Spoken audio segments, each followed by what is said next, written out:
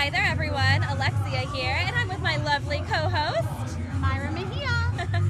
And we're here with Wild Side Media and NoMa Bid's beautiful event, The Last Dance of Summer, where we're here to celebrate the last days of summer. We're also here with the absolutely lovely and very, very talented Reesa Renee. What's Reesa, up? What's up? I just saw you perform. Yeah. It was absolutely incredible. Thank you. And so I'm just going to kind of dive right into it, darling. Come on, let's get it. I'm going to ask you, tell us a little bit about why you love music and how you came to be a singer. Wow.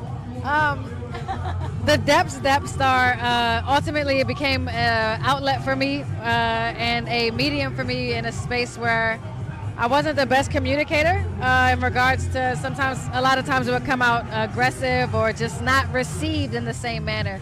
But I realized when I found my singing voice, people could receive my message a lot differently. And it just gives me an opportunity to be able to fuss and cuss and complain and laugh and every single which way of emotion, all while dancing. And it's a good and great release for me that I have not been able to part ways since I discovered our relationship. Yeah. Like therapeutic. Yeah, for sure. Yeah. So tell us about your performance. You just rocked the stage. Yeah. What songs did you sing? Did you hit us with some new, some old? So it's crazy. I released my latest project in April, and for the last year and a half, 2 years, I've been performing and just building the hype for the new stuff. So I actually hadn't been performing a lot of my more vintage records, if you will, classics, if you will. But today I decided, for whatever reason, I don't live here in the city, and I come when I gig, and it's just being back home. Me not performing here in a while, it was just like, I wanted to kind of pull out and reconnect with some of the records that, brought me to where I'm at with the city today. You know what I'm saying? So I did a little bit of both. Love that. Yeah. So I DJ and I DJ vinyl, and one of my favorite things to do is to curate my playlist for whatever I'm going to do that night. Yeah. And I have my favorite records at home, And I want to know, what are some of your favorite records that you have in your personal collection? Vinyls, I would have to say, I got a couple NERD records that I've reached back into to get. Yeah. Most of Tyler's records and albums, I have a lot of those as well. And then Janelle Monáe, I had an opportunity, who's a big inspiration of mine. Everybody I mentioned is also an inspiration, but I had an opportunity to meet her. I met her in DC at Howard Theater once, but she had a vinyl signing at Urban Outfitters in LA. And I went and I was like, "Hey girl, haven't seen you in a while," and she remembered me, which was the cooler part about it.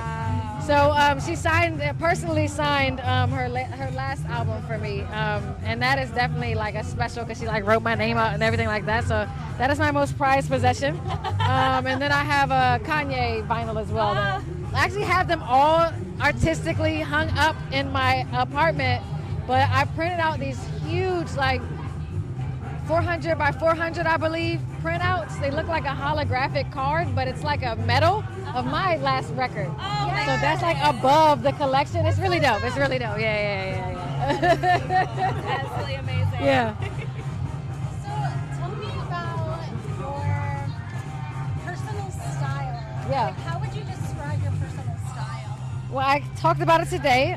It's I've always called it my own Wonderland cool, like my own funk, where I always encourage anyone, you always, at least coming up, especially when you are in the industry and when you first break out, it's like, what's your look, what's your thing, Right. And ultimately I had to, it didn't take much because I've always been a little bullheaded, but I had to kind of remind myself me being myself and authentically that has brought me up until this point.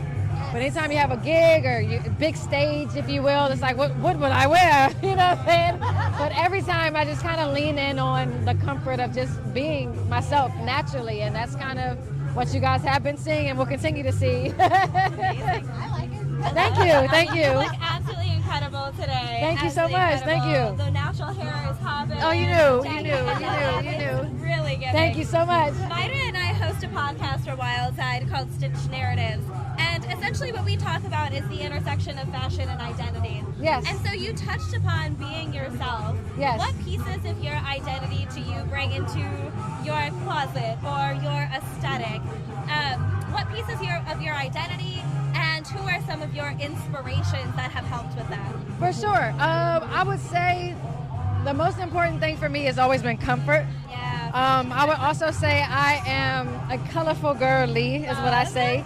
So I exude that in the colors that I choose to wear, you know what I mean? I also have a very big love for sneakers as well. So people would ask, like, actually got this outfit together literally an hour before I was supposed to like head out to the airport. I went out really quick and was thrifting, and I was like, okay, well, I like this, I'll grab this, and then, you know, my girlfriend, she's like, oh, what shoes are you gonna wear? I don't know, like, I'll figure it out. So a lot of how I shop is if I see a piece that I like, I don't necessarily think like this is gonna go with that, but go with this. I just get it, and then I get home, and when it's time, I feel, thank God it always shows up for me, or more times than not, I would say. I just put the outfit together based on how I feel. And thank God it came to me before getting too stressed out about not missing this flight to get to get home. Inspirations would definitely be Pharrell. The skater culture, if you will. I always have grown up being like an athlete anyway, so like again, comfort is mega. I would also say Tiana Taylor, who is also inspired by Pharrell, like high key, is definitely like a stylish inspiration for me as well. But outside of that, again, myself, because again, my whole life I've had to kind of find my own comfort in just being myself, and it's been accepted. So I'm grateful. Yeah. I can't help but notice your necklace. Yes. Can you tell us the story behind that? Oh yeah, I mean, it's nothing deep. It just looks cool. Yeah, it's just it's like a colorful Saturn. I went to a space museum, and it's colorful. I was like, ooh, I need her. And I actually got her, and probably about eight or 10 of them.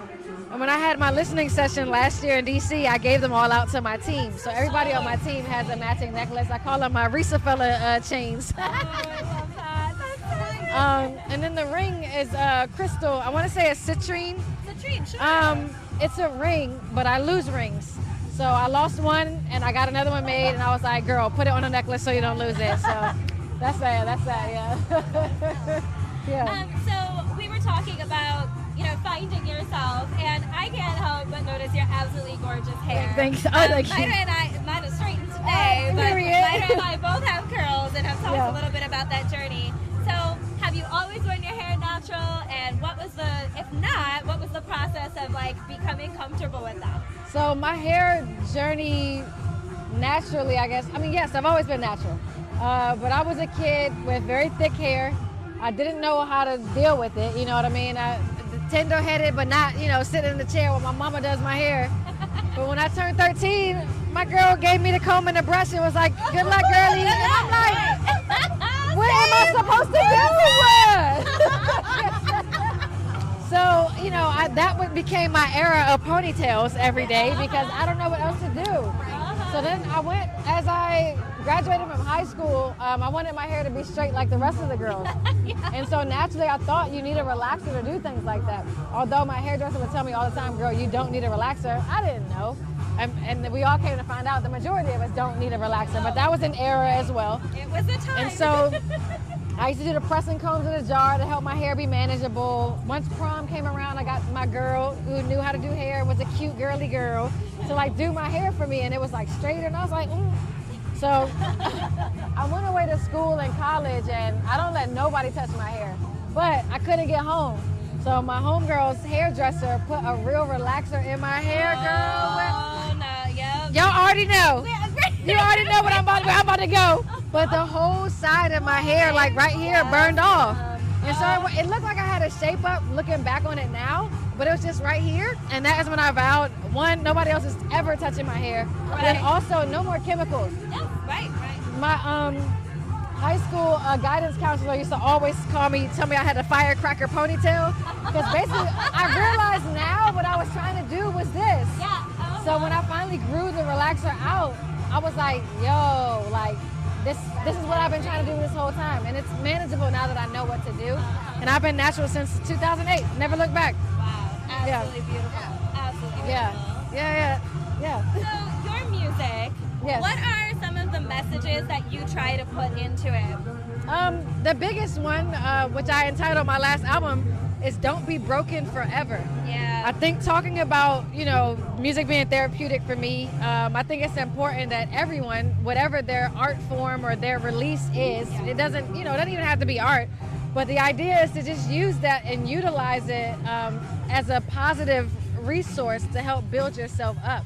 The idea is that, we constantly are faced, no matter how successful or whatever you are, everyone faces their own dark room, isolation of where they have to deal with self. And we have the very sober reality where, we're broken. Everybody's broken. Yes. But the thing that separates, how it manifests is who decides to get up and out of it. So I didn't even mention in the set, I'm like, we all have heartbreak, we're all down, but it's like how long you're down is your own journey. There's no judgments there ever. Just don't make it forever. You know what I'm saying? Don't make that decision to get complacent in the brokenness to where you're not trying to get out of it. So my image or in the music, the whole purpose and what I do is, the idea, don't be broken forever. Let's dance our way out of it, sing your way out of it, love your way out of it, cry your way out of it. Just get out of it is the point. Yeah. Yeah. So that's the message. Do you get sometimes people, like your fans, messaging you, telling you, the impact that your music has on them? I do. There are times on my social media where I am very raw with my own mental journey. It's catch-22 of how to keep a balance on it, right? Because I went through a phase of being very raw and sharing very real, intimate details of my mental health journey, because I did have a mental health crisis that I went through, completely isolated myself. And that was after the fame of being known in the music. I was 3 albums in when this happened. So I kind of pulled myself out and then was able, thank God, to reintroduce myself into a situation that I never even saw because I was so broken. So in coming back into, I did record things, but not with the intent of, let me share this, but moreover, for myself, but I've been sharing that. So in that, I have to definitely find a balance of real feelings, real heaviness of the society that we all soberly exist in these days. I won't get into the politics of things, but we all see what's happening, Sure, yeah. But then also trying to stay attached to the light or continue to be a light and optimistic even in times where it feels foolish, So I try to get the balance, and I have people that hit me up all the time that do definitely connect with what I share. But I will say to those that do, I try to overexert the point that I am not a therapist. I am also going through it. So let me be here as an example, but I am no one's savior as is not the next man. It's all about transparency and community, and I'm just happy to be a part as the next person. Yeah. It's a fine balance, but I'm glad that you were able to set your boundaries. Yeah. Absolutely. Because that's so important. I think a lot of people think because they see you on social media or you're a public figure, that parasocial relationship can get a little tricky. Yeah. Right. Yeah, and perception is a thing, man. It's just a thing, Definitely is. So, yeah. We can't do nothing about that, though. But just live. Exactly. Set your boundaries and, Yep. Well, I think you said it best. Yeah. Don't be broken forever. Don't be broken forever. And certainly, I feel a little more lifted after talking to you today. Period. I love to hear that. Yes. Thank you so Such a much. kind Thank y'all. vibe and Yes. aura about you. I appreciate Beautiful that. spirit. I receive. So, Reesa, Yes. where can we find you? As long as you guys know how to spell my name, you can find me anywhere.